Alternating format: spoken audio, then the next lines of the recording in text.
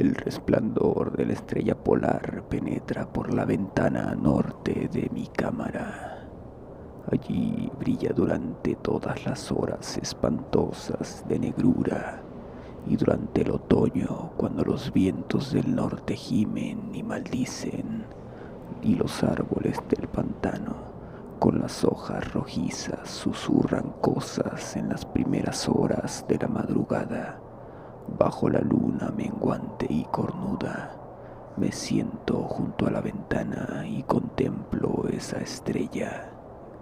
En lo alto tiembla reluciente Casiopea, hora tras hora, mientras la osa mayor se eleva pesadamente por detrás de esos árboles empapados de vapor que el viento de la noche balancea.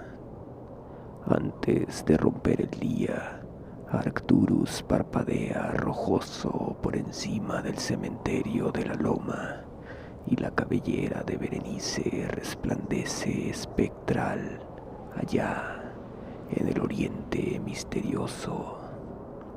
Pero la estrella polar sigue mirando con recelo, fija en el mismo punto de la negra bóveda, parpadeando espantosamente como un ojo insensato y vigilante que pugna por transmitir algún extraño mensaje, aunque no recuerda nada, salvo que un día tuvo un mensaje que transmitir.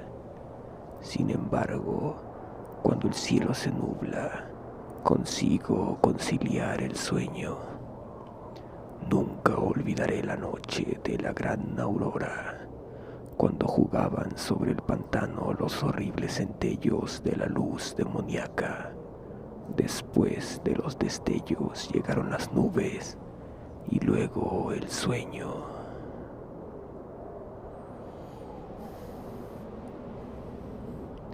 Y bajo una luna menguante y cornuda, vi la ciudad por primera vez. Se asentaba callada y soñolienta sobre una meseta que se alzaba en una depresión entre picos extraños. Sus murallas eran de horrible mármol, al igual que sus torres, columnas, cúpulas y pavimentos. En las calles había columnas de mármol en cuya parte superior se alzaban esculpidas imágenes de hombres graves y barbados. El aire era cálido y manso, y en lo alto, apenas a 10 grados del cenit, brillaba vigilante esa estrella polar.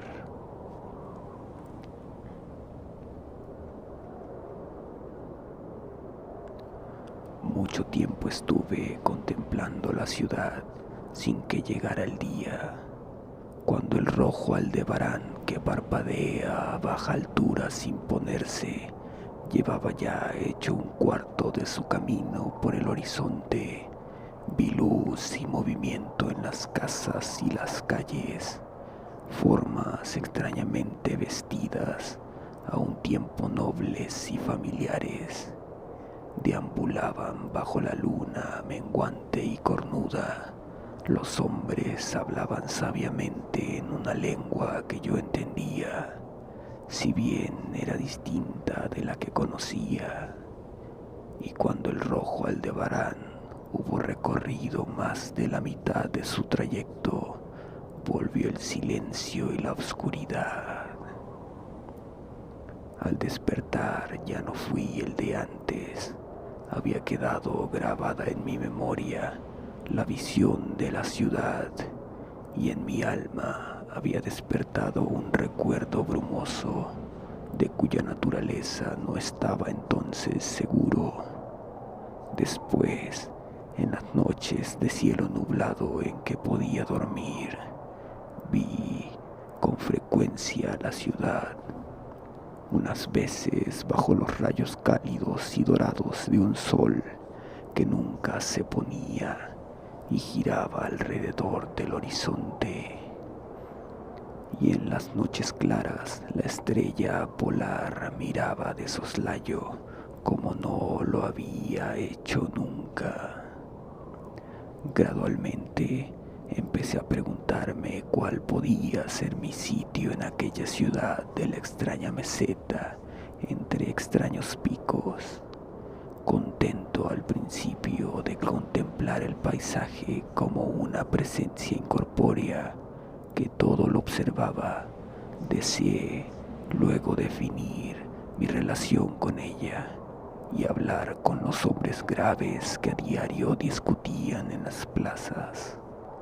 Me dije a mí mismo, esto no es un sueño, pues ¿por qué medio puedo probar que es más real esa otra vida de las casas de piedra y ladrillo al sur del siniestro pantano y del cementerio de la loma, donde cada noche la estrella polar atisba furtiva por mi ventana?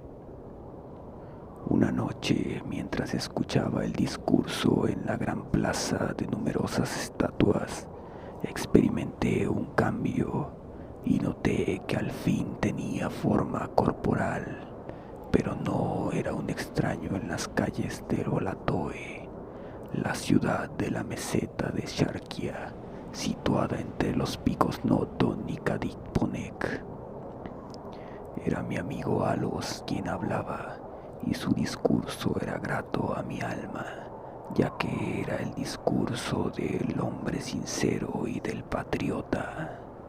Esa noche tuve noticia de la caída de Daikos y del avance de los Inutos, demonios achaparrados, amarillos y horribles, que 5 años antes habían surgido del desconocido occidente para asolar los confines de nuestro reino y sitiar muchas de nuestras ciudades. Una vez tomadas las plazas fortificadas al pie de las montañas, su camino quedaba ahora expedito hacia la meseta, a menos que cada ciudadano resistiese con la fuerza de 10 hombres, pues las rechonchas criaturas eran poderosas en las artes de la guerra y no conocían aquellos escrúpulos de honor que impedían a nuestros hombres altos y de ojos grises, habitantes del mar, emprender una conquista despiadada. Mi amigo Alos mandaba todas las fuerzas de la meseta, y en él se cifraba la última esperanza de nuestro país.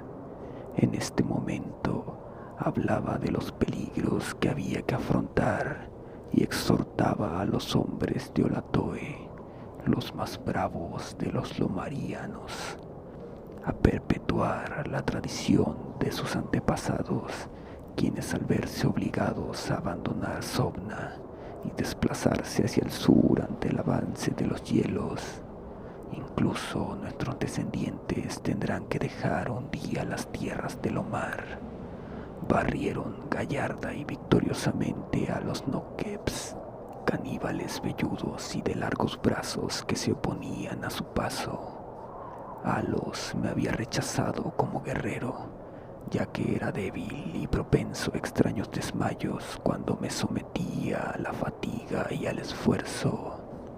Pero mis ojos eran los más agudos de la ciudad, y a pesar de las largas horas que yo dedicaba cada día al estudio de los manuscritos nacóticos y del saber de los padres vanarianos, de modo que mi amigo, no queriendo condenarme a la inacción, me concedió el penúltimo deber en importancia.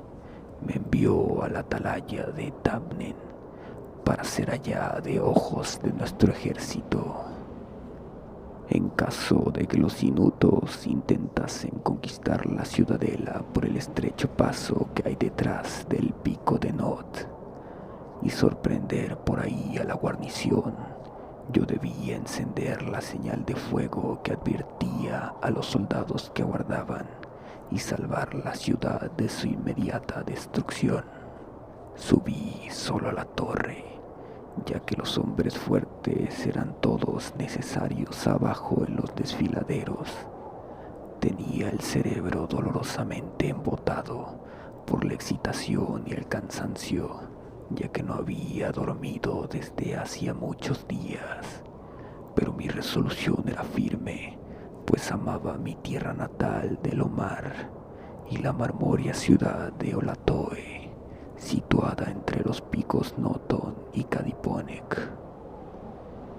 Pero cuando estaba en la cámara más alta de la torre, percibí la luna roja, siniestra, menguante, cornuda, temblando entre los vapores que flotaban sobre el lejano valle de Vanov, y a través de su abertura del techo brilló la pálida estrella polar, parpadeando como si estuviera viva y mirando furtiva como un demonio de tentación. Creo que su espíritu me susurró consejos malvados, sumiéndome en traidora somnolencia con una rítmica y condenable promesa que repetía una y otra vez. Duerme, vigía, hasta que las esferas giren 26.000 años y yo regrese al lugar donde ahora ardo.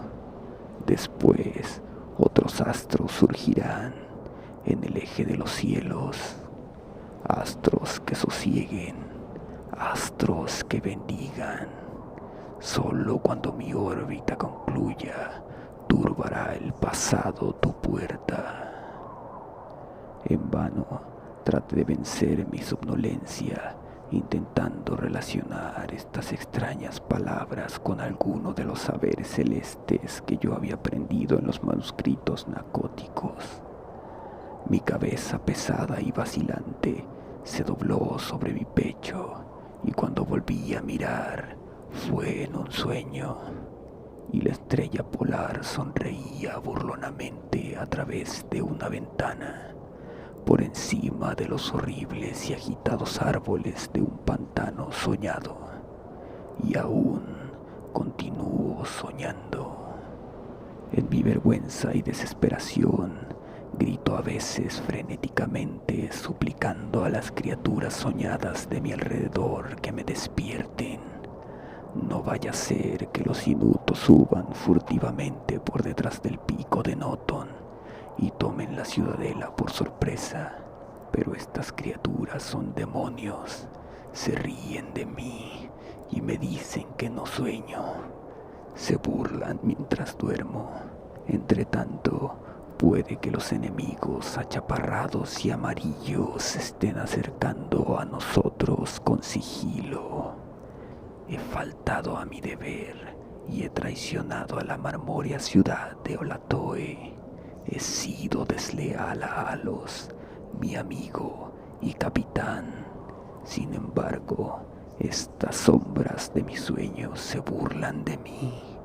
Dicen que no existe ninguna tierra de Lomar, salvo en mis nocturnos desvaríos, que en esas regiones donde la estrella polar brilla en lo alto y donde el rojo Aldebarán se arrastra lentamente por el horizonte, no ha habido otra cosa que hielo y nieve durante milenios, ni otros hombres que esas criaturas rechonchas y amarillas, marchitas por el frío, que se llaman esquimales.